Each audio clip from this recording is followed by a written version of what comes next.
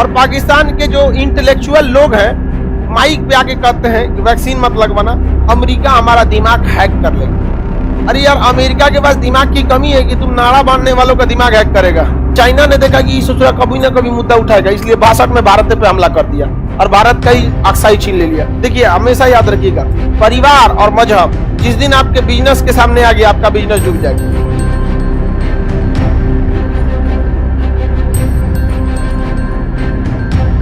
जो द्वितीय विश्व युद्ध जीते वही क्या बन गए? वीटो वाले देश। कौन देश बन गए? वीटो वाले। समझ में आ गया कि नहीं आ गया? चाइना यूएनओ का सदस्य नहीं बन रहा था।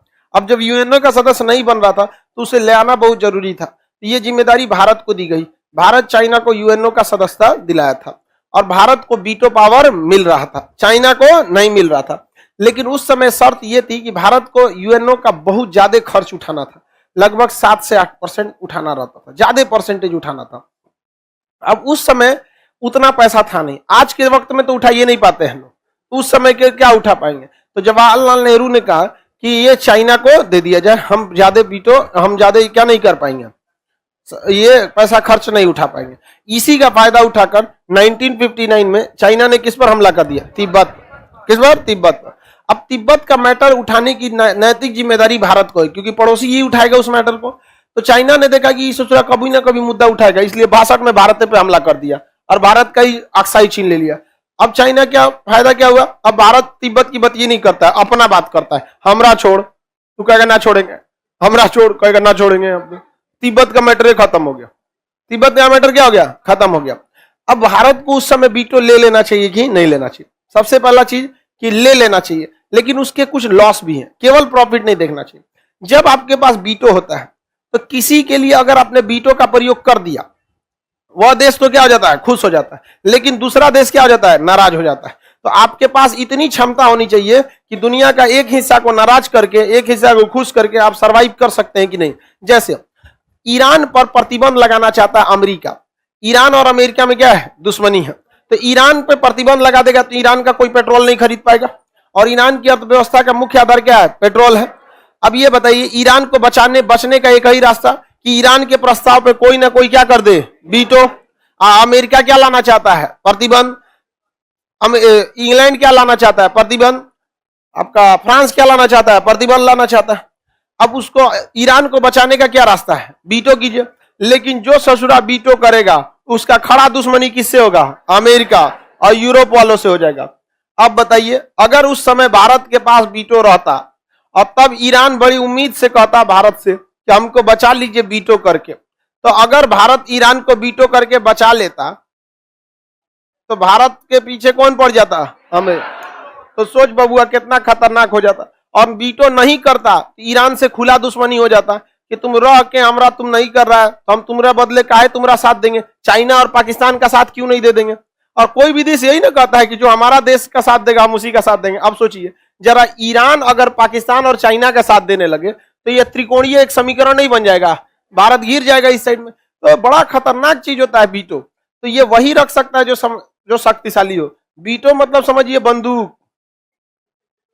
सबके घर में होने लगेगा तो क्या हो जाएगा? दिक्कत हो जाएगा। लेकिन वही अगर चाइना को कहिएगा चाइना वीटो कर दिया ईरान के फेवर में, अमेरिका का गलत किया तो कहा आप हरिया लेते हो। समझ में आ गया कि नहीं आ गया? रूस ने भी वीटो कर दिया, किसको बचाने के लिए? ईरान को। ईरान खुश हो गया कि सोचा दूधू को आ गया बचाने के लिए, जबकि एक देश बहुत है किसके लिए? वीटो के लिए। और उसको बचाने कितना आ गया? 2 ईरान एकदम खुश हो गया। ईरान रूस को पूरा अच्छा से, ईरान और चाइना में क्या हो गया? अच्छा से जमने लगा। अब चाइना का आगे देख, हम तुमको बचाने के लिए वीटो किए हैं ना, अमेरिका से लड़े हैं ना, तुम भारत को चाबहार बंदरगाह मत देना। तो ईरान ने कहा तो हम दे दिलियो बहुत पहले। समझ में गया कि नहीं? वो तो हम बहुत पहले दे दिए हैं। तो कहा ठीक है अब आगे का कोई मत देना। तो कहा ठीक है आगे का नहीं देंगे। तो देखिए, वीटो से प्रॉफिट भी है और वीटो से लॉस भी है। आप पंचायती तभी कीजिए जब आप सक्षम हो। गांव का छोट मोटा आदमी पंचायती करेगा तो पिटा के चलाएगा पंचायतें पिटा के चलाएगा। समझ में आ गया कि नहीं आ गया? ऐसा पावर होना चाहिए कि एक साथ दोनों भर के तो दोनों को दूध देर उजियार बनेगा यहाँ पर। समझ में आ गया? तो अभी भी भारत ना न्यूट्रल नहीं हो पाता, अभी भी भारत के ऊपर बहुत सारा दबाव बनता है।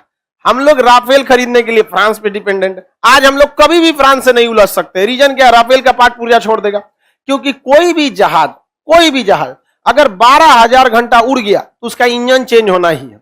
और जहाज में सबसे बड़ा हिस्सा इंजन होता है। इंजन गया, जहाज खत्म। तो जो भी जहाज होता है 3 साल में उसका इंजन चेंज हो जाता है। प्रतिदिन उसको 1 घंटा उड़ाना है। नहीं उड़ाइएगा तो आपका खत्म हो जाएगा। किसी दिन एयर शो हो गया तो ज्यादा उड़ाना है। यानी अमूमन साल में 500 घंटा वो क्या होता है? उड़ जाता है। तो कोई 6,000 घंटा पे चेंज होता है, तो कोई 3,000 घंटा पे चेंज होता है। अब राफेल है तो शायद वो 5,000 घंटा पे चेंज हो जाता है। तो 5,000 घंटा का मतलब आपका समझिए मोटा मोटी 3 साल में इंजन चेंज करना है। इंजन बनाने की हमारे पास क्षमता ही नहीं। कभी हम लोग फ्रांस से ऐठेंगे? नहीं ऐठेंगे। यही तो ऐठ रहा था पाकिस्तान। फ्रांस से खरीदा था मिराज जहाज, ऐठ रहा था फ्रांस का इंजन नहीं देंगे। उसका सारा मिराज जहाज रखा हुआ है। हाँ, पाकिस्तान का रखा हुआ है। बाद में उसको पता चला यार हम लोग तो उससे कुछ सामान खरीदे थे। इन चोटों को कभी देखिए, हमेशा याद रखिएगा, परिवार और मजहब जिस दिन आपके बिजनेस के सामने आ गया, आपका बिजनेस डूब जाएगा। बिजनेस इन द सेंस का मतलब होता है जिस काम के लिए आप प्रोफेशन कर रहे हैं, जिस प्रोफेशन में काम कर रहे हैं।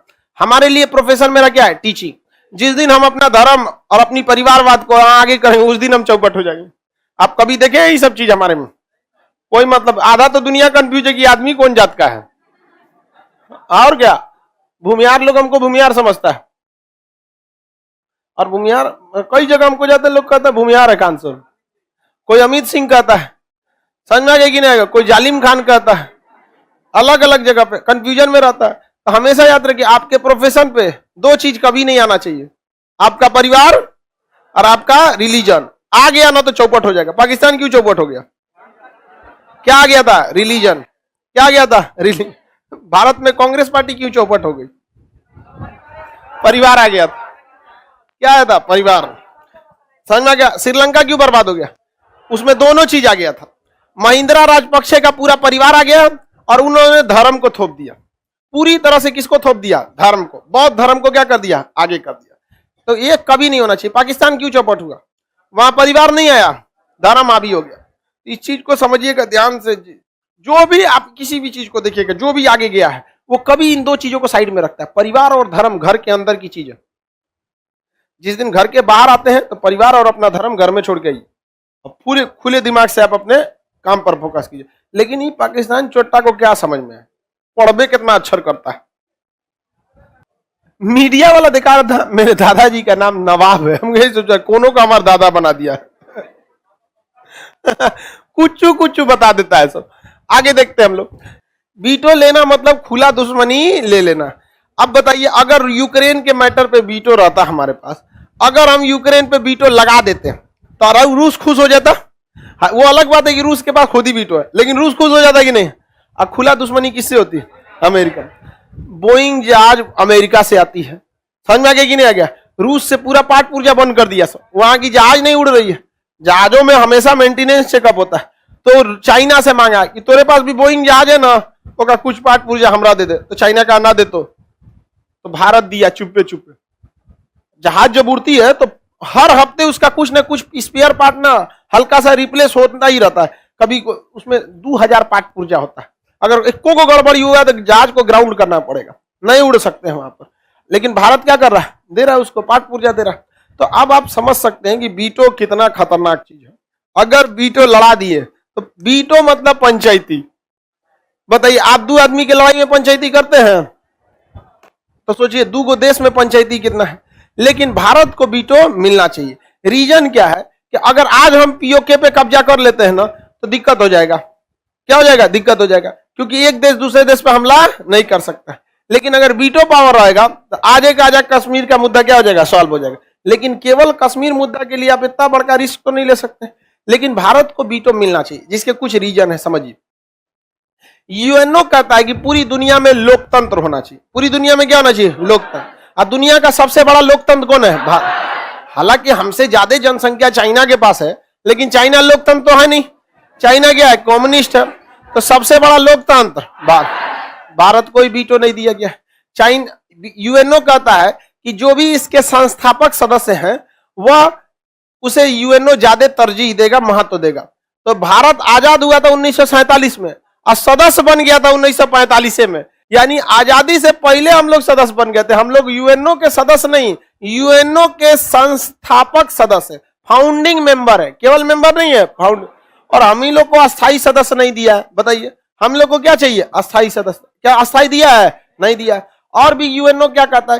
पूरी दुनिया से आतंकवाद खत्म करने के लिए कोई एक इंसान 700 करोड़ के आबादी वाले देश में कह दे कि भारत ने आतंकवाद को कभी बढ़ावा दिया है, कभी नहीं दिया है भारत ने आतंकवाद को बढ़ावा। तो भारत आतंकवाद से पीड़ित है और दुनिया में जहां कहीं भी आतंकवादियों को उनके असली मुकाम तक पहुंचाना है, ऊपर वाले के पास क्या कर देता है? पहुंचा देता है। भारत पहुंचाता है कि नहीं पहुंचाता? यूएनओ कहता है कि कहीं पे भी अगर मानवीय जरूरत पड़ेगी तो देश को आगे आना पड़ेगा। श्रीलंका जैसा हमारा दुश्मन बन रहा था, उसको भी मानवीय जरूरत में भारत ने मदद किया।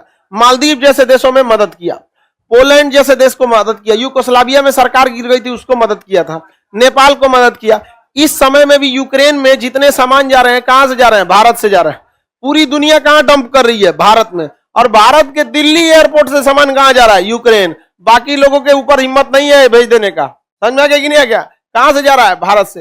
तो इतना सारी जिम्मेदारी है भारत के ऊपर। संस्थापक सदस्य पूरी दुनिया में जहां कहीं भी पोलियो का वैक्सीन जाता है, कहां से जाता है? भारत से।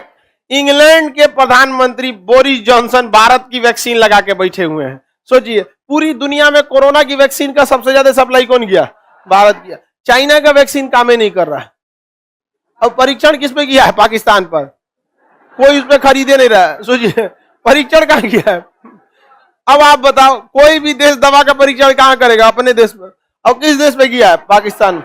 और पाकिस्तान के जो इंटेलेक्चुअल लोग हैं माइक पे आके कहते हैं कि वैक्सीन मत लगवाना, अमेरिका हमारा दिमाग हैक कर लेगा। अरे यार, अमेरिका के पास दिमाग की कमी है कि तुम नाड़ा बांधने वालों का दिमाग हैक करेगा? आता क्या है तुम लोग को? नाड़ा बांधने के सिवा पाकिस्तान को क्या आता है? उनका दिमाग हैक करेगा। सोचिए पाकिस्तानियों का क्या करेगा? दिमाग हैक करेगा। क्या करेगा? उसको बम चलाना सीखना है, पाकिस्तान का दिमाग हैक करेगा वहां पर। बताइए, ध्यान समझिए। तो भारत को वीटो मिलना चाहिए कि नहीं मिलना चाहिए? पूरी दुनिया को जब भी सेना की जरूरत होती है कौन सप्लाई करता है? भारत। तो बताइए भारत को वीटो मिलना चाहिए कि नहीं?